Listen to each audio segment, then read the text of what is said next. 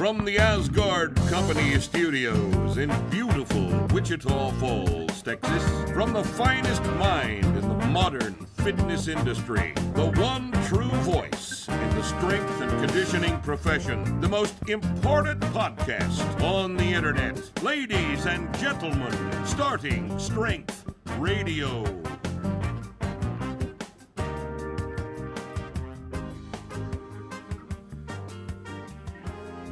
Welcome back to Starting Strength Radio.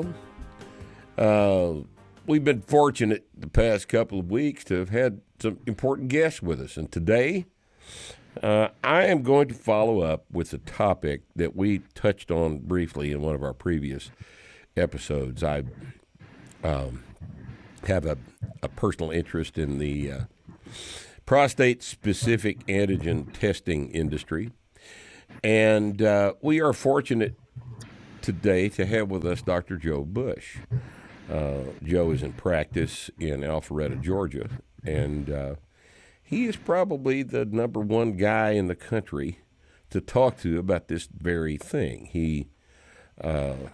We got in touch with Joe through our friend Keith Nichols, and who we will talk to here pretty quick again about a follow-up show on testosterone replacement therapy.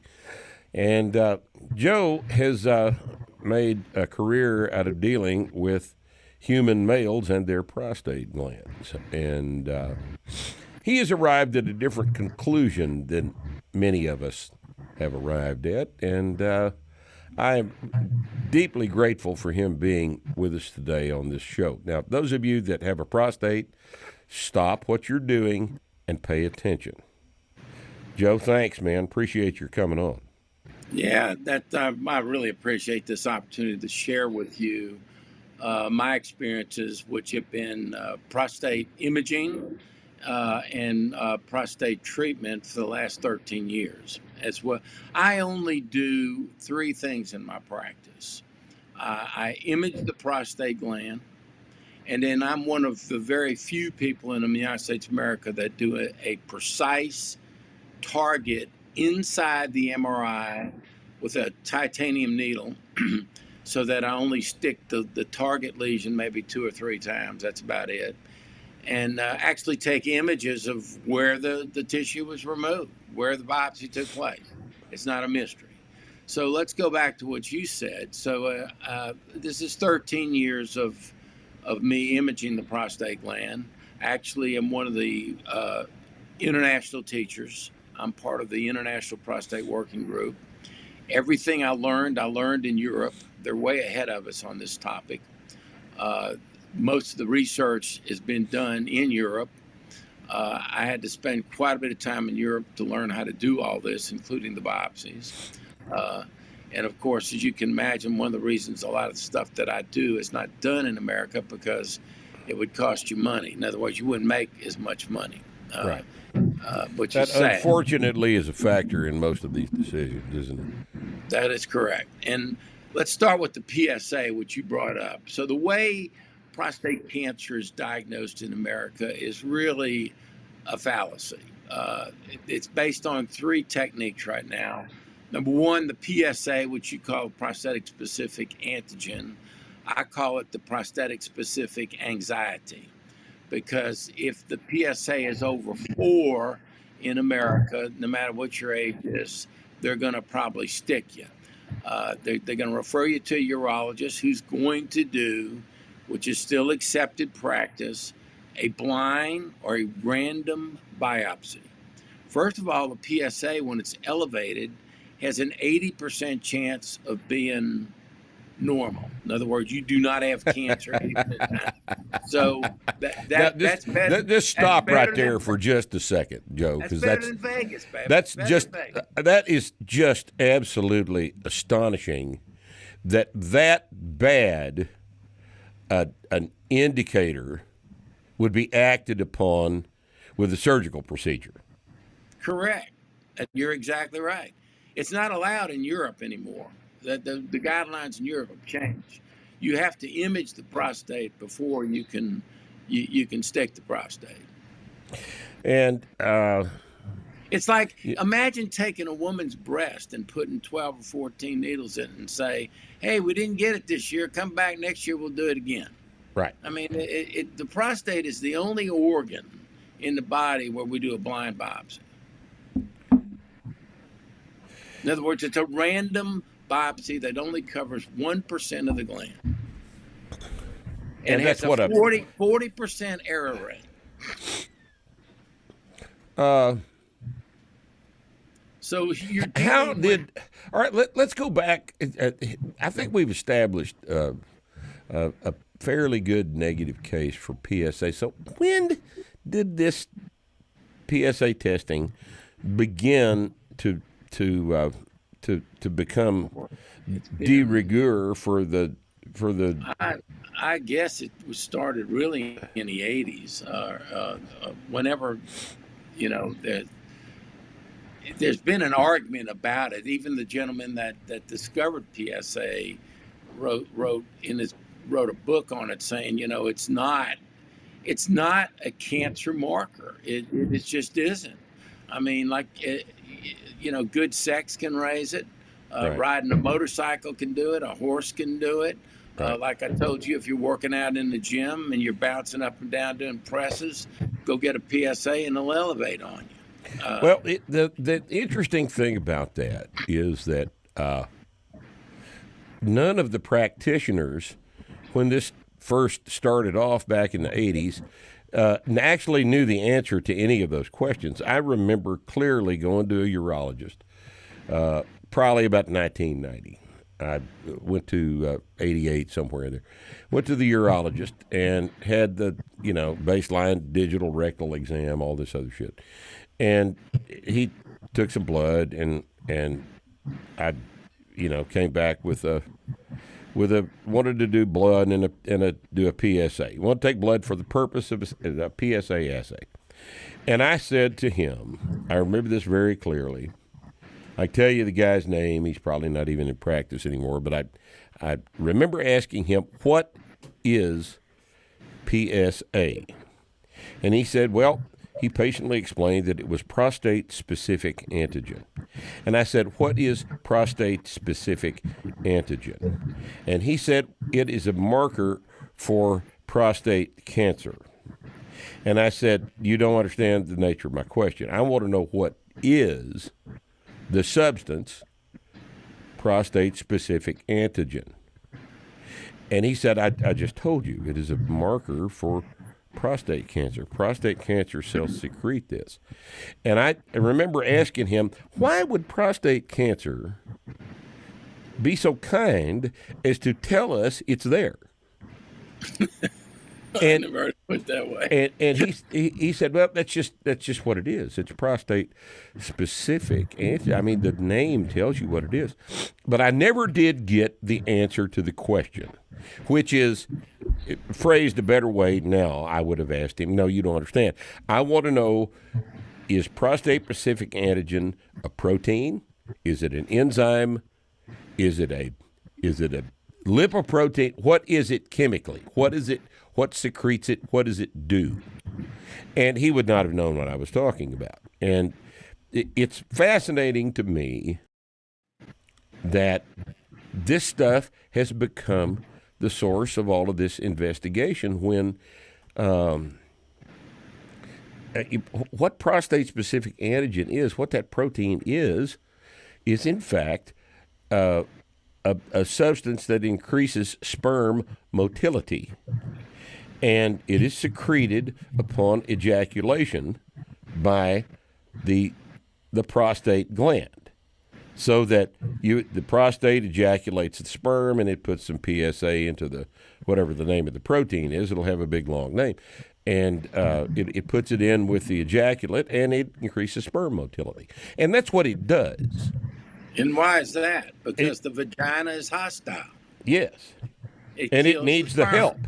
It needs the help. And it will kill the sperm. So you need that to keep the sperm alive. The prostate creates a transport medium to keep the sperm alive. And that's why it's there. But that's why it's also present if Like for example, how many times have you gone to the urologist's office and had the digital rectal exam before they took blood for the PSA test? Well, Right. if you perturb the prostate, as Joe said, you perturb the prostate with bench pressing or with sex or with riding a horse or a motorcycle or anything else that puts pressure on the crotch, then you are going to cause the secretion and emission of this protein that we call prostate-specific antigen. And it will show up in the blood as an elevated level. And now, suddenly, you have to have a 12-needle biopsy. And that is, it's one of the mysteries of modern medical business, that this is, and that's all it is. And then and to go along with that, the finger wave is that they did on you only feels the bright side of the moon. It misses 60% of the prostate that you got to feel. Which is anterior to the finger. That's exactly right. It's on the dark side of the moon. And then to make so now you're dealing with 3 low specificities: the PSA, the finger, and the blind biopsy. Right.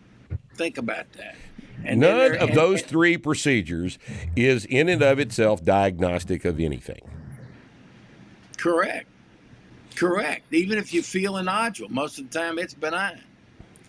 And then the biopsy, every week I have to deal with a biopsy that missed the cancer. Every week. Like I told you earlier today, the record right now is a gentleman from Boston who had 162 needles over a 10-year period, and they missed his cancer. That should be a pissed off guy. Well, he's not the only one. It's not unusual. They have 50 needles and miss, 40 needles and miss, 24. Any man that's got a big land, when they walk into my office, I can just about guarantee you they had a biopsy, because the number one cause of the PSA to go up is itis, not infection, itis. Inflammation. I call it arthritis of the prostate, because we got arthritis. We got it in our hands, shoulders, knees, hips. We don't know where it comes from. We don't know why it gets there. Maybe it comes from inactivity. This year, we've had 7 guys come in with itis following the COVID vaccine. It set up prostatitis, and the COVID vaccine elevated PSA. And they came in with an elevated PSA and prostatitis. It's not infection. You don't need antibiotics. Just drink a lot of water and take you some ibuprofen. And usually you're asymptomatic. Usually you don't even know you have it. Right. It's kind of like if you're taking testosterone, testosterone can change the gland. In other words, the appearance of the gland on MRI, I can see with men that are on testosterone, usually. Because it creates a picture that's similar to itis, but they don't know it, but it's not cancer. And testosterone will raise your PSA. It can raise your PSA. But that does not mean, and I wish we could get this message across to all the primary care physicians and the general practitioners in the world. An elevated testosterone level does not cause prostate cancer. No, it elevated. Let's say that again, but what you do, so that everybody understands: an elevated testosterone level does not predispose to prostate cancer. Right. Matter of fact, Mark, we've got one dear friend of mine died of metastatic prostate cancer, and his PSA was never over 2. Oh God. I mean, so there's prostate cancers that don't produce PSA. They're very dangerous. Those are the ones with the high Gleason score. It's something else we have to get into. Yeah, we'll talk about that particular, because prostate cancer is a bad deal sometimes.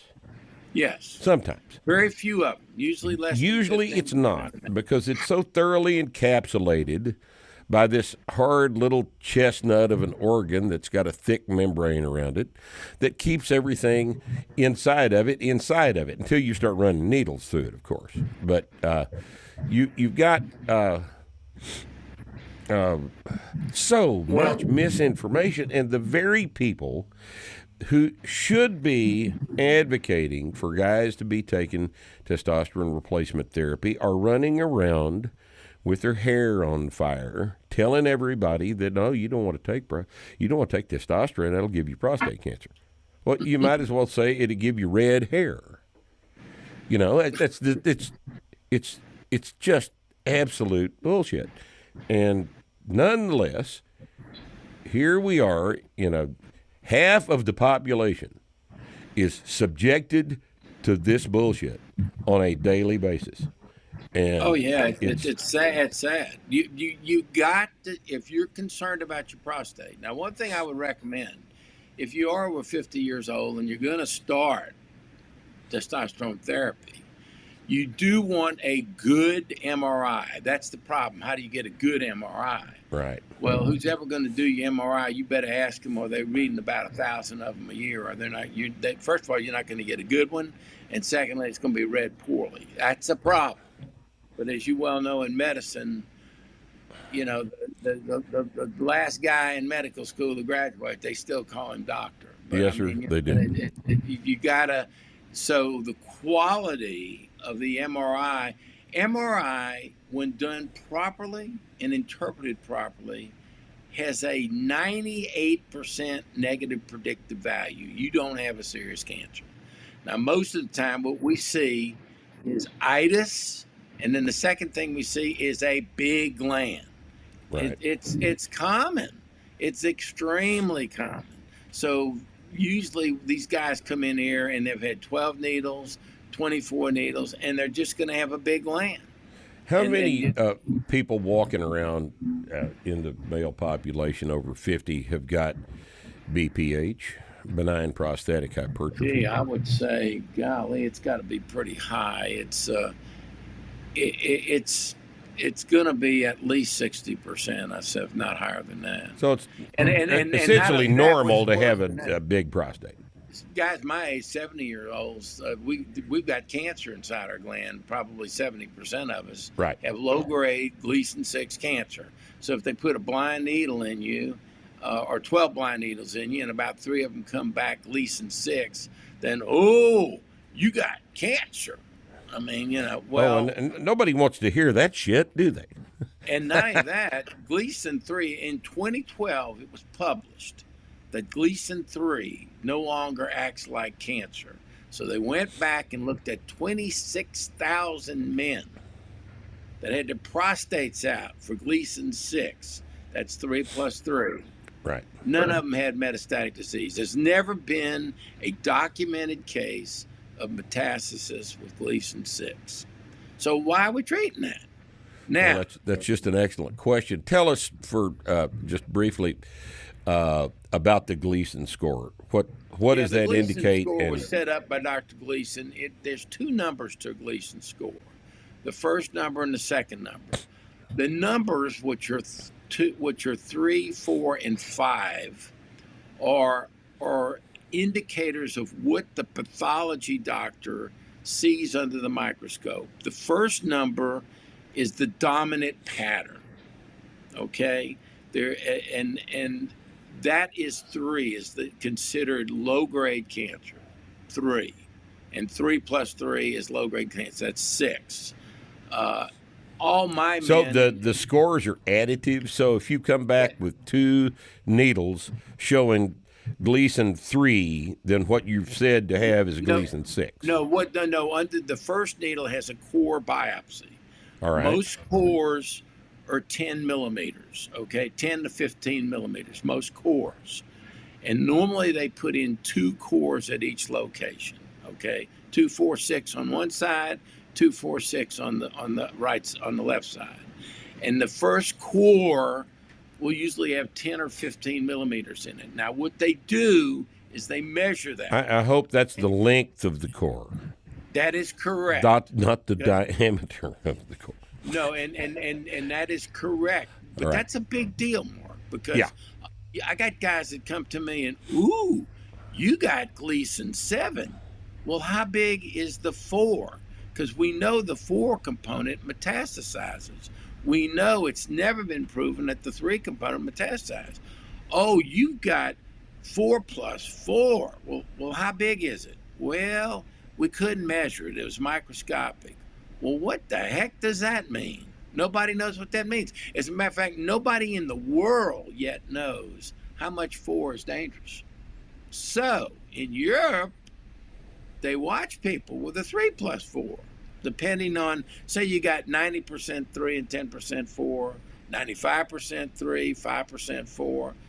You don't have to treat them. You can watch those guys. And Keith's going to talk to you all about surveillance, active surveillance, and how we watch people. So instead of getting 12 needles every year, you get a good MRI every year. Right. Because the problem with 6s, the problem with 3s, is that 4s can live in the neighborhood. And so as that PSA goes up, it may be that 4 is growing.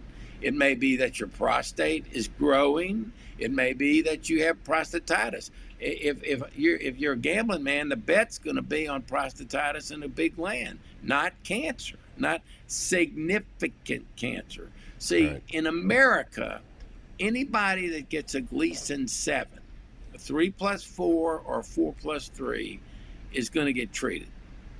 That's not true in Europe. But in America, if you got a 7, they're going to treat you regardless of what the scores are. All right? And 7 is considered intermediate grade cancer. Gleason 8s, 9s, and 10s are considered high grade cancer. The Europeans believe that if you have an 8, 9, and 10, no matter what we do, it's coming back on you in 1 to 5 years. You're going to have metastasis. They believe that those cancers, for some reason, have circulating tumor cells. They're already out there. Whereas the 6s don't produce circulating tumor cells. And the 4s do, but nobody knows yet how much 4 occurs that sends out the lieutenants. That's not really known medically yet. Right. So there's a lot of men we watch with 3 plus 4. Now, if you got a dominant 4, if you're 4 plus 3, then I would agree you got to treat those people, because and then it depends on where it is in your gland too, Mark.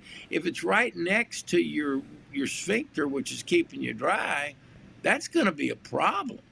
If it's next to your sex nerve, your neurovascular bundle, that could be a problem. If it's growing into your urethra, that could be a problem. Well, the MRI shows you that. It shows you exactly where the tumor is. If it's near, in other words, if it's near a vulnerable margin. There you go. Right. Or in the 2 fastest ways out of the gland are the seminal vesicles, if it involves the 2 water tanks on top of the prostate, or if it's growing into the sex nerve, the neurovascular bundle, the nerves that control your continence and control whether or not you get erections. So there are important questions. There's all these tests out there. There's these new urine tests. There's 2 good urine tests. Yeah, you're positive. Well, what does that mean? You're positive for prostate cancer. It doesn't tell you what kind it is. It doesn't tell you where it is. Doesn't grade it. It doesn't grade it. And like my partners in Europe say, all it tells you, it makes up for somebody that read a bad MR and said you were negative and you're not negative. Right. And then the other thing, there's the 4K blood test. Well, it tells you, you have this probability of having cancer. But again, you got to turn around and get a good MR. So what you need is a screening MR, which most insurance companies will not pay for. They want you to get the 12 blind needles before they'll pay for the MRI. Isn't that amazing? They'll pay for the more invasive procedure. Right. And which one is cheaper? Well, that's a good question. I mean, you could probably get a good MRI of the prostate in this city for $300 or $400, but you go to the hospital, it's going to be $3,000. Right. because of the insurance makeup. But if you can negotiate a good cash price, that's good. But if you get a 12 needle biopsy, that's Well, it involves depends. In New York anesthesia. City, it's $23,000. Down in the South, it's a lot less, probably. And the insurance will pay for that, but not the MRI. There Well, you that's go. interesting. No, it's America. Well, America's an interesting place sometimes, isn't it? Particularly So, now. Yes, especially the now. bottom line is, once you get older, you really don't know what's going on in your gland unless you get a picture, and you got to get a good picture, and that's hard to do. Don't just go anywhere. You as a matter of fact, if it was me, when I used to do breast imaging, I like to tell my women, go have a good day. Your breast exam's normal. Your mammogram is normal. I mean, if your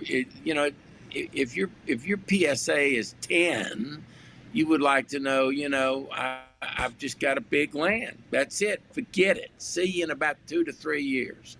You see what I mean? Because even if you had a bad cancer in there, it's going to take 3 years before it grows up. If it didn't show itself now, it's probably not. It's going to take at least a year or two before it shows itself.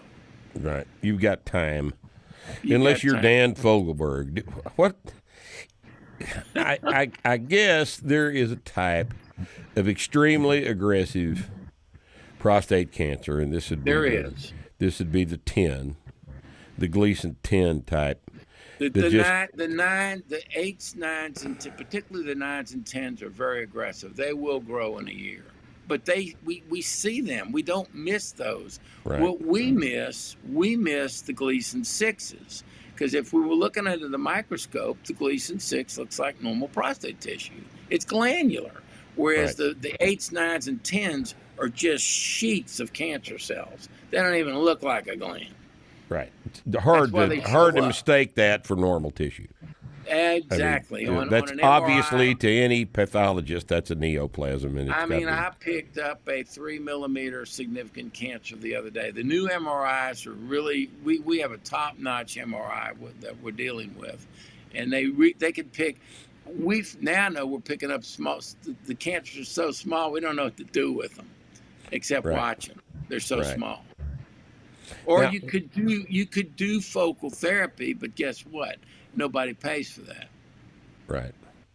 Well, if you had a 3 millimeter Gleason 10 lesion, I'd treat that. How would you treat it? I would treat it with what I do, which is Tulsa therapy, urethral ultrasound ablation. Okay. High intensity transurethral ultrasound ablation. Okay, it's high intensity ultrasound beam, and I've now treated 140 patients in a year and a half, and I can tell you right now, every one of them, nobody's wearing diapers and nobody's wearing pads, and that includes whole gland therapy. We took out the whole gland. Did it today. Guy walked out of here today, and matter of fact, he'll go home and have dinner and a glass of wine. Now, and we can do the beauty of Tulsa is you can treat 5%, 10%, 15%. You can treat 100% of the gland. That's the beauty of it. And the guy, after treating his whole gland, they get this. So you put the catheter in him, he's got no blood coming out of his urine. I mean, it's microscopic. Beautiful. I mean, I looked at it today. Yeah, when you treat a whole gland, usually the urine on the first day looks like raspberry juice or something like that. I mean, there's got to be some blood in this shit. I mean, very little, but you're not cutting. You're blading with heat, but it's very controlled therapy. How does this work? So you go in the urethra, and what we do first, you're going to put me to sleep when you do that. No, we are the first people in the world to use managed anesthesia care with propofol, like a colonoscopy. Right. So we don't intubate people. Right. Okay. And so that, Versed takes care of what needs to be. Well, it's a combination of Versed. There's a little bit of fentanyl and propofol. Right. Although we don't treat you like Michael Jackson, we're monitoring your CO2, your pulse We're ox. actually, we're not doing this recreationally. Right. Right. And then, so once the patient's asleep, there are two very important parts about TULSA that are interesting. There's a constant heat exchange going on around the urethra. In other words, the device that's in your urethra, there's actually a water transfer going in and coming out. So you don't build up heat on the urethra. As a matter of fact, in my practice, I've had 0 urethral injuries so far. 0. And I've had 0 rectal injuries because also while you're asleep, we put a heat exchanger in your rectum. It's a device that the same thing, water going in, Just water cools going the out. tissue. That's not the target. It does not allow heat to build up. It does not. It doesn't cool the target. It cools the structures you don't want to damage. Right. The non-targeted structures. Right. That is correct. Now, does it take a few minutes to get all this properly positioned of where you're going? Yes. It takes me usually about an hour to map out where we're treating, because you are treating the patient live inside an MRI. So you're actually creating a 3-dimensional treatment plan. It's 3D, baby. And and no other treatment can do that. The MRI suite is guiding the tool. That's exactly right. That is amazing. Oh, it's interesting. Every time I've been in an MRI machine, the damn thing has been like being shoved inside of a very small trash can. And the older I get, the less I like being shoved inside of small trash cans. And so I really don't like MRIs. But this suite is apparently large enough to allow you to operate. We have a 70-centimeter bore. The original magnets came out about 60, 65 centimeters. And you just reach in and No, what we do is once you're asleep, you're laying on your back. We've got, we're monitoring all these factors on you. And then we violate you, of course, putting this thing down your penis, which takes about 5 minutes. It takes about 5 minutes to put the rectal device in. The real key is when after that's all squared away is where do we position them?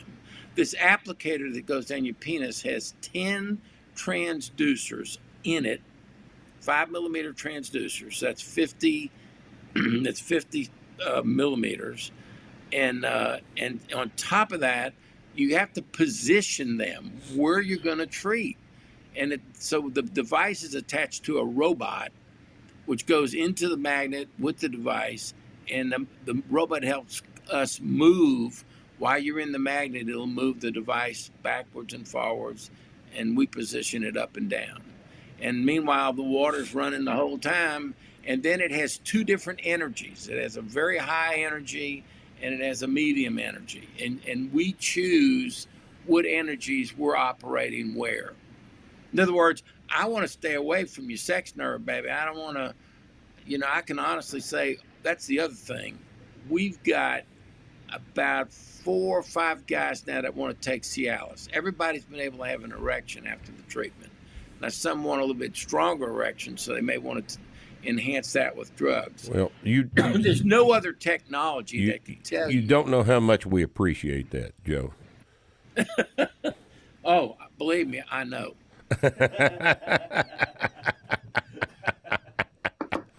So it's a serious problem. I mean, so this thing goes in there. Think about this. When you get a prostatectomy, when you go to surgery, you're probably gonna wear pads for anywhere from a month to 6 months. Oh, and they usually tell you it'll take 6 to 12 months to get your sexual function back. If it comes back. It comes back. That's a huge if. Yes, it is. You have to understand. I know guys that were damaged by inexperienced surgeons that peed themselves the rest of their life, and that's just no way to. Well, it's worse than that. If they get positive margins with surgery, Then they're going to irradiate your entire pelvis. You know what the percentage of incontinence is once you've had a prostatectomy and you undergo salvage radiation? Oh, I would 50, imagine it's almost 100%. No, it's 50%. Oh, it's 50%, It's which is just 50. shitty odds. No, that's better. That's better than Vegas, maybe. It ain't good. I mean, Yeah. It's look. I'm an old doctor. I'm big into breast from the very beginning of breast. First MR guy to read breast. The radical mastectomy went away. I believe the radical prostatectomy will go away at some point. Well, I hope so. The public's going to demand it. See, the public has to get educated. That's what we're trying to do today. Yes. We're The more trying to get it. the more information we give guys about what they're going to hear when they go talk to their conventional urologist, and the less satisfied they get with that, the more things will change. Well, they scare you. It starts Sure. with the family physician, like Dr. Nichols. He knows better. He's not going to send you to a urologist to get stuck. If you got an elevated PSA, I guarantee you, the majority of urologists are going to stick you. Sure. The studies out of Europe show that 30 to 40% of the biopsies, the blind biopsies in America will go away. But now you got the new biopsy in America, which is called the fusion biopsy, where they take my MRI and they fuse it to their office machine, and then they turn around and put 4 needles on the target. And, oh, that's not enough. If you get a bad radiologist, you get 3 targets. That's 12 needles.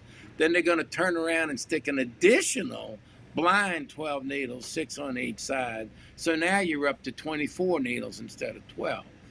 Now, they're working on 3 studies in Europe right now. They just finished one of them. We're trying to prove that this is wrong, okay? And it's okay to put the 4 needles on the target. I'm not opposed to that. But so on the first study that just completed, it took 100 men that they did this to that got an extra 12 needles. That's 1,200 needles. You know how many cancers they found in that cohort that we missed on MR? Yeah. 3. 1,200 needles found 3 cancers. 3 cancers. I mean, that's ridiculous. It's ridiculous. It's just absolutely ridiculous. And instead of trying to modify these procedures over here so that we don't have to do an invasive needle biopsy, they figured out a new way to do an invasive needle biopsy. Well, Mark, in fairness to the urologist, they are following their guidelines, okay? That's standard of care of what you're getting. Yes. And you got to understand that. It's just cover your ass. It's just like one of my gentlemen that came in after 10 years of 12 needles. That's 120 needles in 10 years. Not only did they miss his Gleason 9, but he has metastatic disease to the bone, which means he's going to die. Well, he was furious. But I told him, I said, your urologist, he followed the guidelines. He stuck you every year. That's what it says to do. It does not say, well, now they've changed the guidelines. They have to get an MRI after the negative biopsy. Okay, but for a long time, until recently, that they're following their guidelines. So now, until the AUA changes the guidelines, and the NCCN, the NCCN Cancer Network has got to change their guidelines. Well, you have mentioned a couple of times a good MRI. What separates a good MRI from a bad? All right, well, the public likes to think of 3T MRI. Well, believe me, all 3T MRIs are not the same. I mean, the Germans they've just released their 5th generation of 3T. So you don't want to be scanned on a 1st generation 3T MRI. So you got to ask questions. The 2nd generation of 3T for the German, because I use German technology. The 2nd generation, there was 4 iterations of that 2nd generation. There are 4 iterations of the 3rd generation, which I'm using right now. Okay, but I'm in the 4th iteration of the 3rd generation. So now they're coming out with it. So so the quality of the imaging is dependent on the equipment and or its operation, and the technologist running it. Right. which is the doctor's response. And you really have to have a doctor that reads a lot of prostate MRs. It's just like in my former group, we only had 3 of us, only 2 of us ended up reading breast MR because they're too difficult. Well, prostate MR is difficult. It's easy to see the big bad tumors, but it's hard to see the small ones. Right. The little 3 millimeter nines. The 4 millimeter, right. Yeah, and you got to really be one of the easy parts of it is that if the urologist has already stuck in 12 needles, you just better look at the front porch because they either miss the front porch or the 2 side porches. That's what they miss. Yeah. You can, if they had a negative 12 needle biopsy, you look at the front porch and the side porch. Right. All right. Let me ask you another question that's always puzzled me about needle biopsy of an encapsulated gland like this. As I understand the anatomy of the prostate, the capsular ligament, essentially around the gland, is very thick and strong. And not really. It's more like an onion peel, to be honest with you. It is a capsule, but it's layered. It's layered. And it's layered, and not only that, at the bottom of it, which is called the apex, where it comes down as a cone, it interdigitates with the smooth muscle. So a lot of times when you're biopsying the apex, you will bring out smooth muscle at the same time. Right. Now, what you're getting ready to ask me is about what we call needle tracking or needle spreading, probably.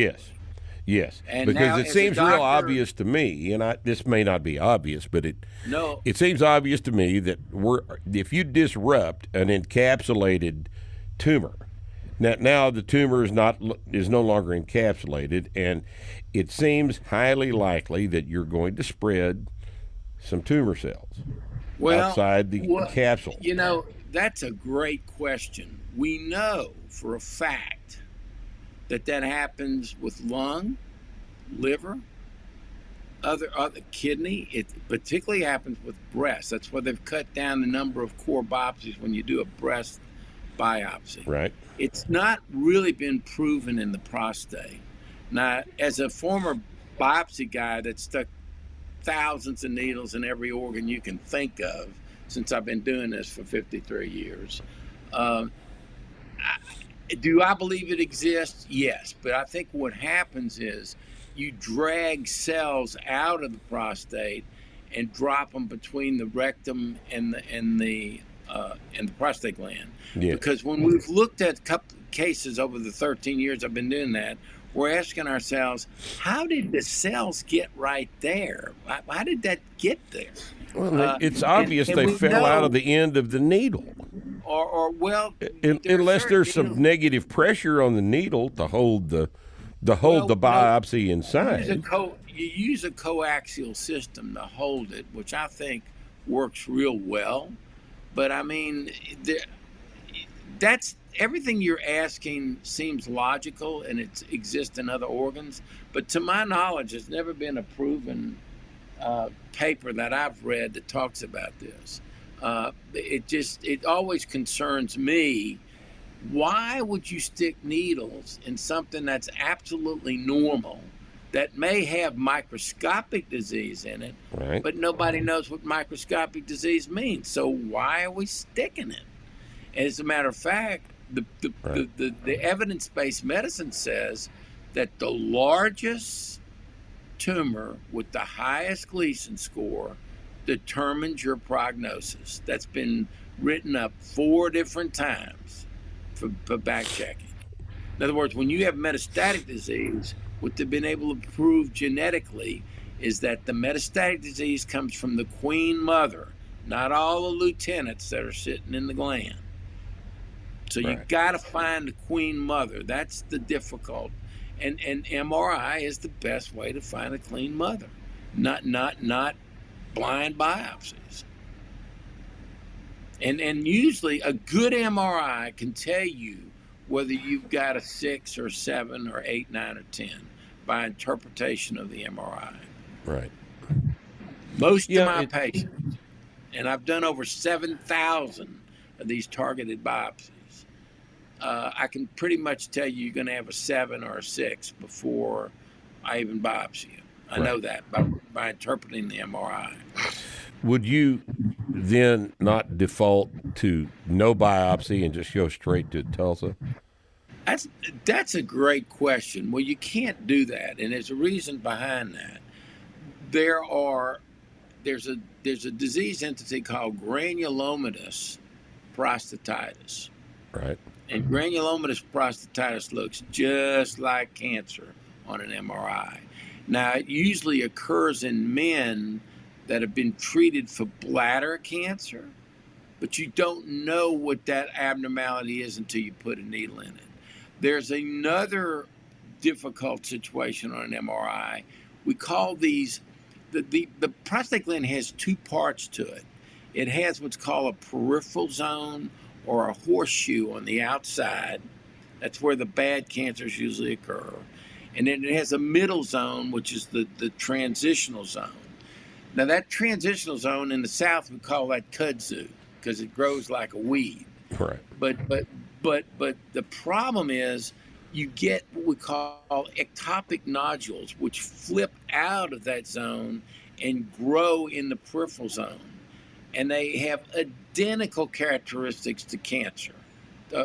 So you have to stick a needle in it, okay? So, but they're not malignant. They're not malignant. In the sense that cancer is. Right, because inside the transitional zone, the characteristics on the MRI, it's a different histopathology, so it has different characteristics. And a good MRI radiologist can tell that. The problem is when it occurs out in the peripheral zone, you got to really stick a needle in it to prove what it is. Now, I think you'd be run out of town on a rail treating people without having a diagnosis. Right. Now, what we do, since Tulsa can treat both the overgrowth of the gland safely as well as the cancer, we do have men that come to us that are miserable in life because of the big gland. You know, they're getting up 4 times a night, they can't get started, they can't stop, they get urinary retention. Those guys may already have a diagnosis of Gleason 6 and they were on surveillance. Well, we can treat both things at the same time. Now, those guys I won't rebiopsy because, in my opinion, that's just doing a wallet biopsy. You're just collecting money. Right. So those people you can just treat. Medically, legally, you can treat a 6, even though I want to watch those guys. Now, is a diagnosis of BPH in the absence of a high Gleason rated tumor, is that an indicator for surgery? Is this simple BPH by itself if it's causing mechanical obstruction and problems? Can you ablate something like that? That's a great question. The way I treat my patients, and this is my practice, all my men are evaluated with urology quantitative testing. In other words, they call them the IPSS score, the International Prostate Scoring System. It's a QOL, quality of life score. There's another score called the SHIM score, which is a sexual score. There's another sexual score called IIEF, the International Erection Score. Well, I score all my guys, okay? I get images of all my guys. But to be honest with you, Mark, I don't operate on pictures and I don't operate on numbers. You have to come to me and be miserable. Because I had a guy. There has to be more than just signs. There have to be symptoms. Right? Yeah, to me, but they have to be significant symptoms. I had a guy in here the other day that's got a 290 cc gland. I mean, it's a horrible looking gland. He's essentially asymptomatic. He gets up once a night. Quality of life is good. I mean, now the danger on him is, will he go into urinary retention sometime in the next 5 years? Without even knowing. I've counseled him on those symptoms usually come on slowly, and he'll know he's getting into trouble, or else somebody's going to do something, stick a catheter in him, and he won't be able to get rid of the catheter. So I operate on people, not numbers and not pictures. So when it comes to BPH, to me, you got to have symptoms. And believe me, we have treated some. We set a record for the company, for the Tulsa company. We treated a 275 cc gland, and normal is 30 to 40 cc's. We've treated about 6 people with 160. We treated a doctor's brother that had a 225 cc, 225 cc gland. These are big glands, and they're very symptomatic. And matter of fact, some of these guys, they can't get rid of the catheter. They're living with the catheter. One of the guys, they can't pull it out, or they can't function without it. You mean they can't function without it? They're Wow. either self-catheterizing or they're living with a catheter. Well, that we got one guy. That is a contraindication for everything. See, the problem is there's about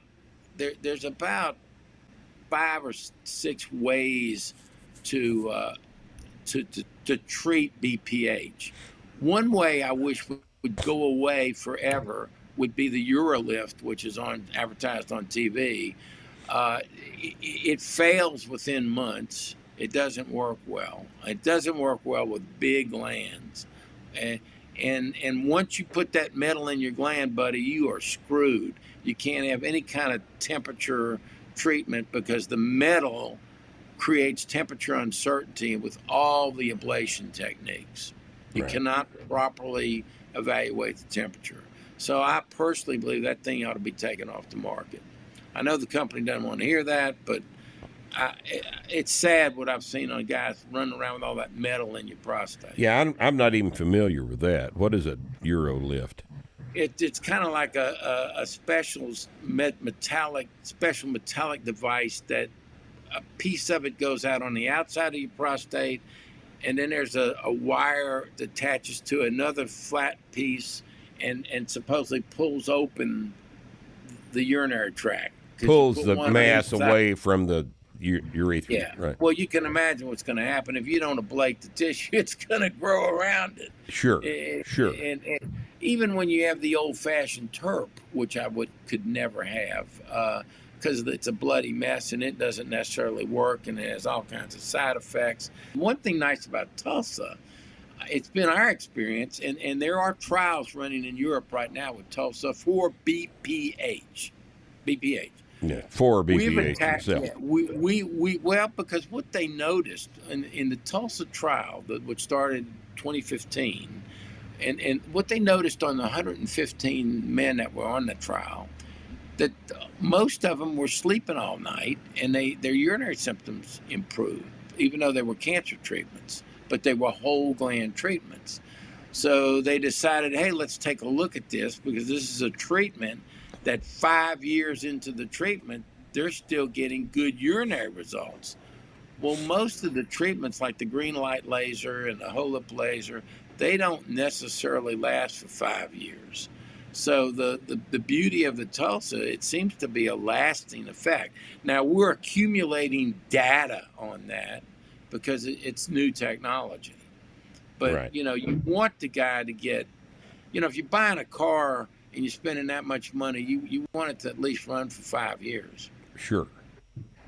And it seems to me as though an uncomplicated BPH diagnosis that's causing you to get up 4 or 5 times a night, that's cause for intervention. I mean, surely to God, you can't sleep. The problem is that the insurance coverage covers all the bad treatments, but not the good ones. Also. Well, that's not really news, is it? Well, we hope by 2024 they will have coverage. At least that's what the companies. So many things make so little sense here in 2021. Good medicine in general is not covered by insurance. Yeah, as a general rule. Yeah. I mean, what do you get paid? What do you get paid? $10 to talk to a patient when really you need to talk to them a long time. Sure. They won't pay you for that. Right. Well, and there are doctors that won't talk to you for a minute. There's a lot of those. Right. A A lot of those That's assembly line things, where they have the office set up with 5 doors on either side of the hall, and guys in the room for 45 seconds. Well, Then but he's I'll tell on to you, the next guy, it ain't what it used to be. I've been doing it 53 years. It's Yeah. really changed. Yes. I'm very blessed. I have a private clinic here. We see about 3 or 4 patients a day, and that's about it. Well, But it's a cash clinic. We don't take insurance. That way I There can you spend go. an hour or two with you. there you go. That's Because just if you have quote unquote cancer, you need to be spending an hour or two with the doctor yes. Yeah. because you're scared. Because you're doggone scared. terrified. Because cancer scares people. And they'll scare the hell out of you with a Gleason 6. That's what I hate. It's interpreted as a death sentence. Correct. When it may not at all be. Right. So, that's correct. So stepping back,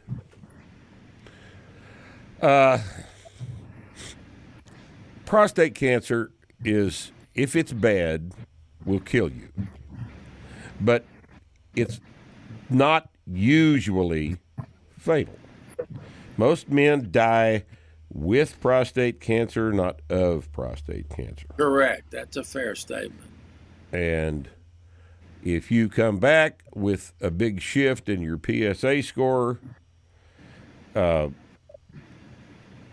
say you go from a 4.1 on your checkup last year to a 6.1 this year, they're going to want to stick needles in your ass.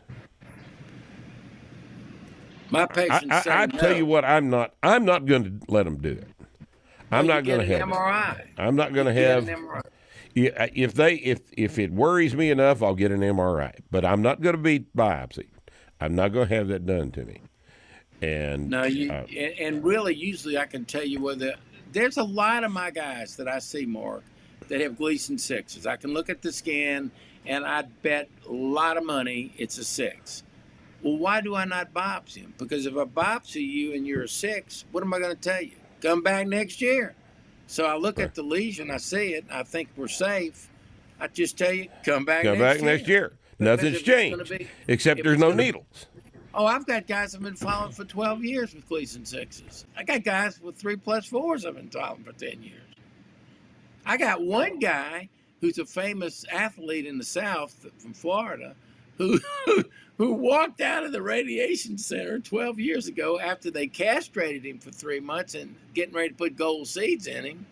And that was 12 years ago. And he said, boy, Dr. Busch, I'm not dead yet, am I? And I didn't even get treated. I mean, that's what we see. Now, I have to admit, some guys, Mark, over a 3 to 5 year period, they do develop a significant cancer. But you can see that. We just recently treated a guy. They tried to take out his prostate 7 years ago.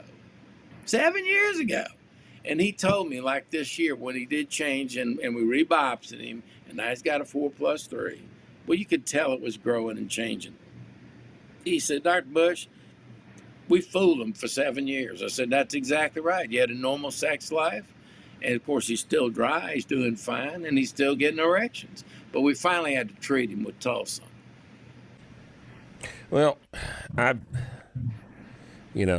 just got my blood back today from a screening I did last week, and first thing the guy called me and said, "Look, I need to talk to you about this. Your PSA is a 7.1," and I said, "I don't care what it is. I don't really care. Last year, I had one of these done. It was a 10.1. So it went down. It went down. So you 3. probably got you probably have a big gland, or you got. I've the been COVID told I vaccine don't. and it went up. I've been told by the last guy that did a digital rectal exam on me that I have a very small prostate. He made a point of saying, you have a very small prostate. For a man your age, you have a very small prostate. And so I don't have any problems peeing. I can produce a beautiful 6-foot stream of clear piss out in my parking lot. when I need to go real bad. Do you have? I don't. Did you change your testosterone dose? No, I've been doing about the same thing for years, decades, and Yeah. I've had absolutely no trouble with it at all. Like you've mentioned, PSA varies with activity, it varies with pressure, varies with ejaculation, varies with all kinds of things that might have explained the 10.1 and might have explained the lowered 7.1. And I am not going to act scared about PSA. I'm not going to do it. Now, if the next time I go in, it comes back and it's 48, well, I'm gonna come see you. No, I wouldn't do that. I'd get it before 48. Well, Yeah. I mean, No, what if you like do- next year it's 48, I'll the way I look at it. drive out. If you really want to know what's going on, you take the PSA at 3-month intervals. Right. And if it just keeps climbing, it doesn't bounce up and down. Up and Right. down is good. Then you got to get an MRI to see what's Right. going on in there. Because Right. you're on testosterone, which will make it bounce up. Right. And of course, if you're on this medicine that they help you pee, like beware the men that are taking finasteride, because Right. it cuts the PSA in half and makes your hair grow, but it can hide cancer. Right. I hate that drug. Well, I'm not taking finasteride. Here, look. So, I don't care about that either. Well, man, I appreciate it, Joe. This has been a very informative hour here, and I really appreciate your coming on the podcast with us. A lot of people will get a lot of good out of this. Well, if they have questions, if they have questions, how do they get a hold of you? well, our clinic is the BuschCenter.com, and of course, we got a phone number too that we have 2 employees that'll answer the phone, and usually it's a live answer. It's not a telephone pickup. So it's Busch, spelled like the shitty beer, like the beer, not the president. Right. So you've got just look him up on online, get the phone number, give him a call. You guys are interested? Yeah, BuschCenter.com's got a lot of information on about what we've talked about. Right. And we've interviewed some of the best radiologists like me in the world have been to my center. There's a select group called the International Prostate Working Group. The same guys that taught me in Europe have all come over here to visit, and we've made videos of that. Talked about what we talked about today.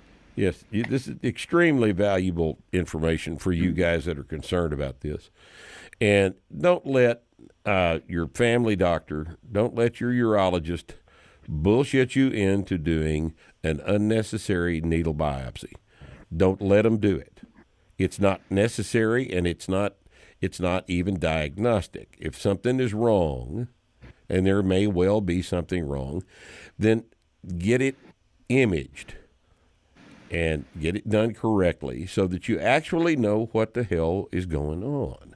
Yeah, and you don't have an unnecessary intervention. That's terribly important. We do a lot of second opinions on videos from all over the world. In other words, they'll send us their pictures. Right. They've been told they had cancer, and it may not be cancer. So they don't even need a biopsy then. They can be misinterpreted. Right.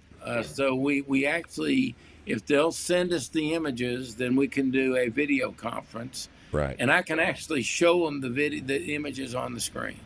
Right. And what I'm talking about. Such a valuable resource. You guys take advantage of this and get a hold of Dr. Busch at the BuschCenter.com and let him help you with this. And more importantly, just calm down. Calm the fuck down, all right? So everybody just calm down. All right? Don't let your family practice doctor scare the shit out of you. Don't let it happen. All right? Joe, thank you, sir. Sure appreciate it. All right, Mark. All We right. appreciate you letting us come on. Absolutely. Good talking with you. We'll talk again. Thank you. We'll give you some follow-up once we have a couple of years under our belt with this Tulsa, because it really looks promising. Absolutely. We will visit about it again in the future. Thank you for being here. Thank you, Mark. Thank you, sir. Appreciate it. Thank you for being with us on Starting Strength Radio. We'll see you next time.